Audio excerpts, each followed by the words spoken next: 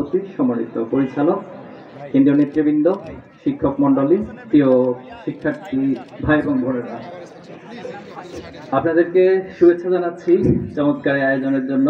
মূলত আমি আমাদের সাংগঠনিক একটা প্রোগ্রাম ছিল, আরেকটা প্রোগ্রাম আছে একটু পরে। তো নামাজ পড়তে আসার পর জিজ্ঞেস করলাম যে এখানে কি প্রোগ্রাম হচ্ছে, ভাইরা বললেন ছাত্র দলের প্রোগ্রাম হচ্ছে। তখন বললাম একটু দেখা করে আসি। তো দেখা করতে আসার পরে মূলত ভাইদের পক্ষ থেকে বক্তব্য দেওয়া।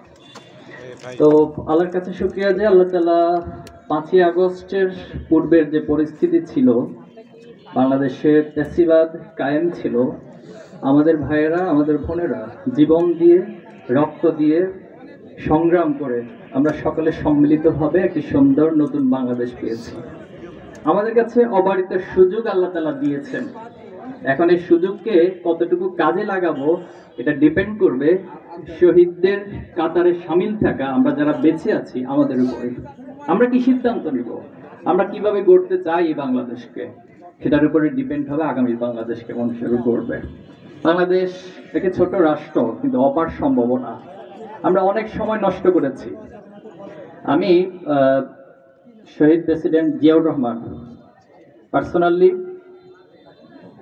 এখন পর্যন্ত বাংলাদেশের দূরদর্শিতার দিক থেকে, আধিপত্যবাদের বিরুদ্ধে অবস্থানের দিক থেকে এবং ইনক্লুসিভ বাংলাদেশ, যেটা এখন আমরা অনেক বেশি বলছি, সেই ইনক্লুসিভ বাংলাদেশ গঠনের দিক থেকে এবং পার্বত্য চট্টগ্রাম ৭১ পরে আপনারা জানেন অনেক সমস্যা ছিল, কিন্তু জিয়াউর রহমানের দূরদর্শিতার কারণে এখন পর্যন্ত আলহামদুলিল্লাহ পার্বত্য চট্টগ্রাম বাংলাদেশ তার অবস্থান শক্তভাবে রাখতে সক্ষম হয়েছে।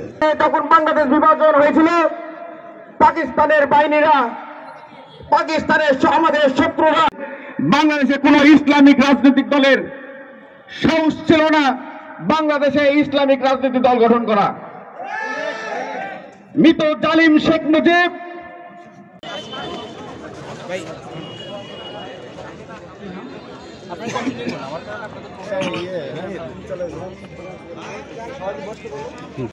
সালাম দিয়ে বিরত অনুরোধ করছি।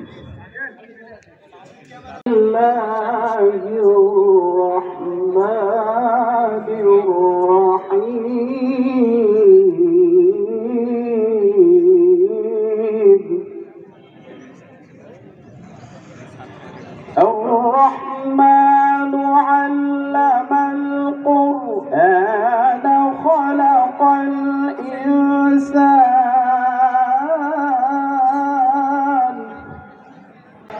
রেডি থাকার জন্য, প্রস্তুত থাকার জন্য অনুরোধ করছি আইন বিভাগের মেধাবীদের রেদওয়ান জুনায়েদ। জয় থেকে আমি আপনাদেরকে জানাই আজকের এই প্রতিযোগিতা সকলের জন্য উন্মুক্ত।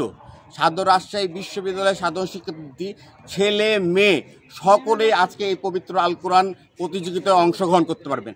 আপনারা করবেন। আমাদের আজকে এখানে এই অনুষ্ঠানে প্রধান অতিথি রয়েছে আমাদের কেন্দ্রীয় ছাত্র দলের সংগ্রামী সাংগঠনিক সম্পাদক জনাব আমানুল্লাহ আমান। আমাদের বিচারক রয়েছে আরবি ডিপার্টমেন্টের আমাদের সদ্য প্রফেসর ডক্টর নেসার উদ্দিন, আমাদের কেন্দ্রীয় মসজিদের ইমাম মহোদয়, আমাদের হবিবুর রহমান হলের পেশ ইমাম এবং বিভিন্ন হলের আমাদের পেশ ইমাম মহোদয়রা সম্মানিত রয়েছেন। তারা আজকে নির্বাচিত করবে যে কে ভালো তেলাওয়াত করেছে। এর মধ্যে থেকে আমরা খুব সহজভাবে প্রতিযোগিতা নির্ধারণ করব। 4 জনের কাছে আমরা বিচারক মণ্ডলীর কাছে 10 মার্ক থাকবে, যার মধ্যে যোগ করে যে বেশি পাবে তাকে এইভাবে আমরা 1, 2, 3 নির্ধারণ করে তাকে আমরা গিফট ভাউচার দেওয়া হবে। গিফট ভাউচারটা হবে সেলোর থেকে ঈদ শপিং মার্কেট। দেশপ্রেম ইমানের অঙ্গ, আমাদের মহান স্বাধীনতার ঘোষক ইসলামের বিরুদ্ধে গিয়ে ধর্ম নিরপেক্ষতা সংবিধান সংযুক্ত করেছিলেন শহীদ রাষ্ট্রপতি। বিসমিল্লাহির রহমানির রহিম।